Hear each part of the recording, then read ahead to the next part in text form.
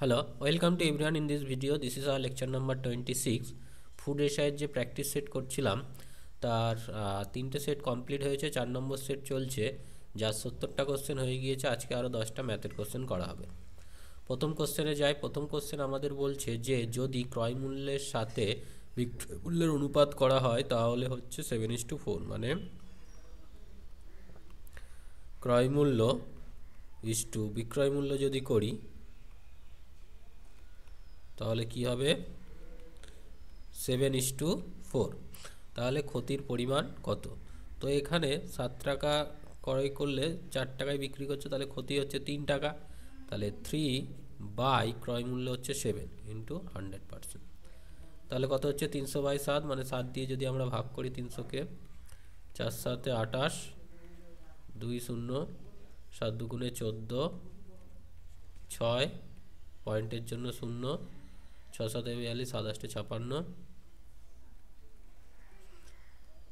4 0, 5 7 35। তো এরকম 82.85%। তাহলে অ্যান্সার হয়ে গেল অপশান এ। নেক্সট কোশ্চেন বলছে আমাদের 24 জন পড়ুয়া এবং তাদের শিক্ষকের গড় বয়স হচ্ছে 15 বছর। 24 জন পড়ুয়া আছে, মানে 25 জন, 24 + 1 25 জন, তাদের গড় বয়স হচ্ছে 15, টোটাল বয়স হবে এটা। শিক্ষকের বয়স বাদ দিলে শুধু 24 জনের গড় বয়স 1 বছর হ্রাস পায়। তাহলে 24 জনের বয়স কি হবে? 24 ইন্টু 1 বছর হ্রাস পেলে 14। তাহলে শিক্ষকের বয়স কত? দেখো, এই যে 24 জনের বয়স 1 বছর হ্রাস পায় মানে 14 বছর হলো। তারপরে 1 বছর বেড়ে গেল, মানে 24 জনের 1 বছর বাড়া মানে 24 বছর বাড়লো। তারপর এই যে পড়ুয়াটা শিক্ষকের জন্য নিজের জন্য 24 জনের জন্য, হ্যাঁ, শিক্ষকের জন্য আবার কি 15 বছর যোগ করতে হবে, ওর নিজের 15, গড় বয়স 15, তাহলে হচ্ছে 9 আর এটা হচ্ছে 3, 39, 39 বছর, তাই না?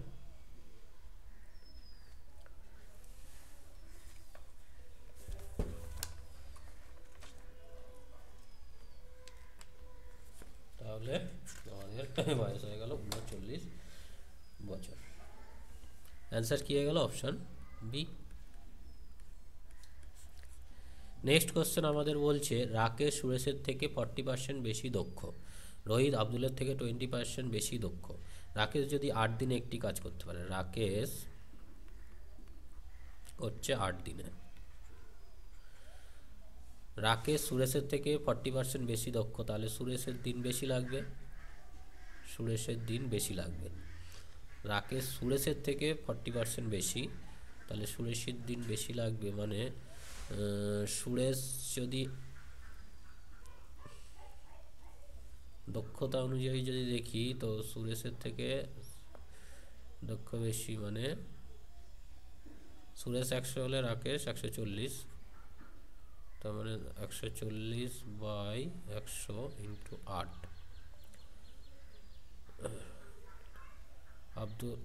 রোহিত আব্দুলের থেকে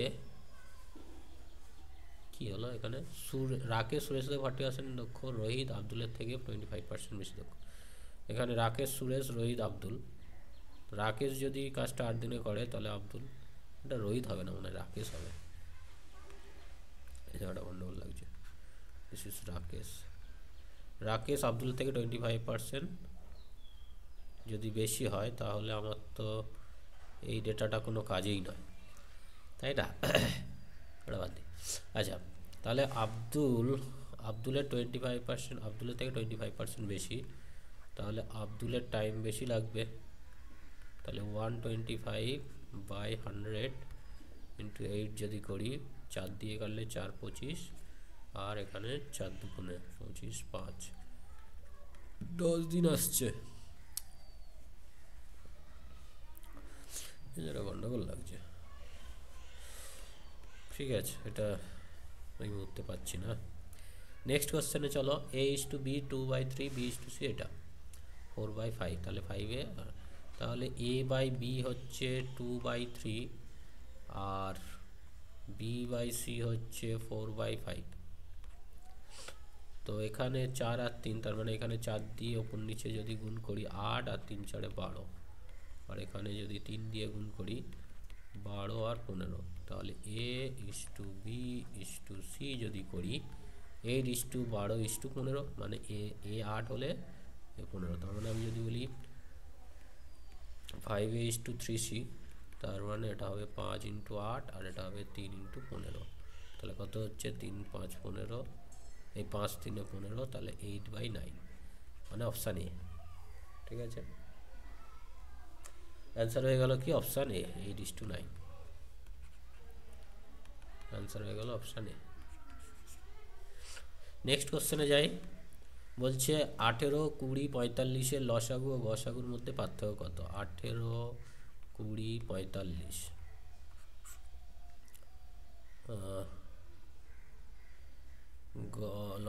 গসাগু তো 1 পেলাম, তাহলে লসাগুটা বার করি, সেটা 1 কমিয়ে দেবো, তাহলে 2 দিলে 9 দুগুণে 18, 10 দুগুণে 20 45, 3 দিলে 3 3 9, 10 3 15 45, আবার 3 যাবে 3 1 3, 10 3 5 15, 5 যাবে 1 2 1, 5 দুগুণে 10 এখানে পেলাম, 3 3 9 9 দুগুণে 18, 180, 180। এই 18 20 45-এর গসাগু তো 1, তো পার্থক্য তো 179 হওয়ার কথা ছিল, 3 3 9 দুগুণে 18, 18 মানে 180 তো হচ্ছে। 18 20 45 এদের এটা গন্ডগোল আছে, গসাগু তো 1ই হচ্ছে আর লসাগু 180, তাহলে এদের পার্থক্য যদি বলে 180 থেকে 1 বাদ দিলে 100, এইটা হবে। ঠিক আছে, নেক্সট কোয়েশ্চেন। যদি এক্সের 20% হয় 30, মানে 20% অফ এক্স এটা হচ্ছে 30, এবং ওয়াই এর 35% হচ্ছে 70, তাহলে এক্স প্লাস ওয়াই গেল। তাহলে এখান থেকে এক্স কত পাচ্ছি আমরা, একটা শূন্য কেটে গেল, 5 3 5 15 150, আর ওয়াই কত হলো 35, 35 দুগুণে 70, 200, ওয়াই 200। এক্স প্লাস ওয়াই যদি করি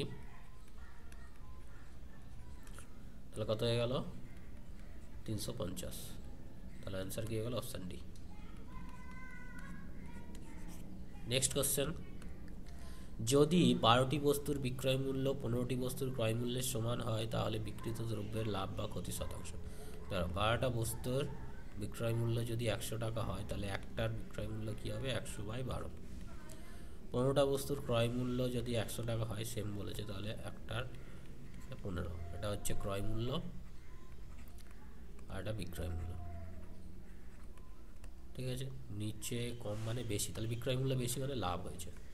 লাভ কত হয়েছে, বিক্রয় মূল্য বাই মাইনাস ক্রয় মূল্য। লাভের হার যদি বলি তাহলে ক্রয় মূল্য দিয়ে ভাগ হবে, মানে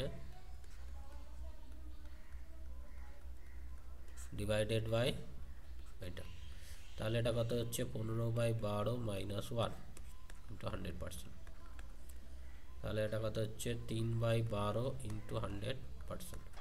তো এখানে 3 4 12, 4 25 100, মানে 25%, মানে অপশানে 25% লাভ হয়েছে। অ্যান্সার হয়ে গেল অপশান এ। নেক্সট কোশ্চেনে যাই।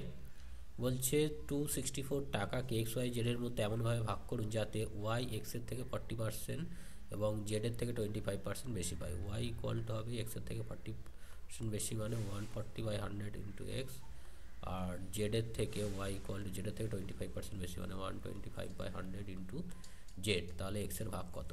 তো এখান থেকে আমরা মেনলি পেয়ে যাচ্ছি ওয়াই ইকুয়াল টু, এটা তো কেটে গেল, 7 দুগুণে 14 5 দুগুণে এটা, আর এখানে ওয়াই ইকুয়াল টু কী পাচ্ছি 5 25 4 25, এইটা। তাহলে কি দাঁড়ালো y/7 ইকুয়াল টু, বা y/x, x/y ইকুয়াল টু কত পাচ্ছি 5/7, x/y ইকুয়াল টু 5/7। এখান দিয়ে y/z ইকুয়াল টু কী পাচ্ছি 5/4, তাহলে x/y/4 যদি দেখি কিছু একটা গন্ডগোল হচ্ছে। এক্স বাই ওয়াই যদি করি, ওয়াইটা এখানে, হ্যাঁ, আর এখানে ওয়াই বাই জেড করলে, হ্যাঁ, তাহলে এখানে ওপর নিচে 5 দিয়ে গুণ করতে হবে, তাহলে 25, আর এটা 35, আর এখানে ওপর নিচে 7 দিয়ে গুণ করতে হবে, 35, 4 7 28। তাহলে এক্স হয়ে গেল আমাদের 25, ওয়াই হয়ে গেল 35, আর জেড হয়ে গেল 28। তাহলে এক্স এর ভাগ কত হবে? ওকে, এক্স এর ভাগ হবে 25 বাই ওদের যোগফল, যোগ করলে কত হচ্ছে দেখো, 10, 8 18, 8 হাতে 1, 3 3 6 7 8, কত এর 264 এর। তো এখানে আমরা যদি দেখি 4 দিয়ে তো যাবেই, 4 দুগুণে 8, 4 দুগুণে 8, 4 6 24, 4 6 24, 3 3 25 75। তাহলে অ্যান্সার কি হয়ে গেল? Option B. Option B is the correct answer. Next question, কোন বৃহত্তম সংখ্যা দ্বারা 148 246 623 কে ভাগ করলে এত ভাগশেষ থাকবে? কোন বৃহত্তম সংখ্যা দ্বারা এটাকে ভাগ করলে, মানে 148 থেকে 4 বাদ দিলে 144, 246কে 6 বাদ দিলে 240, আর 623 থেকে 11 বাদ দিলে 2 1 6 612।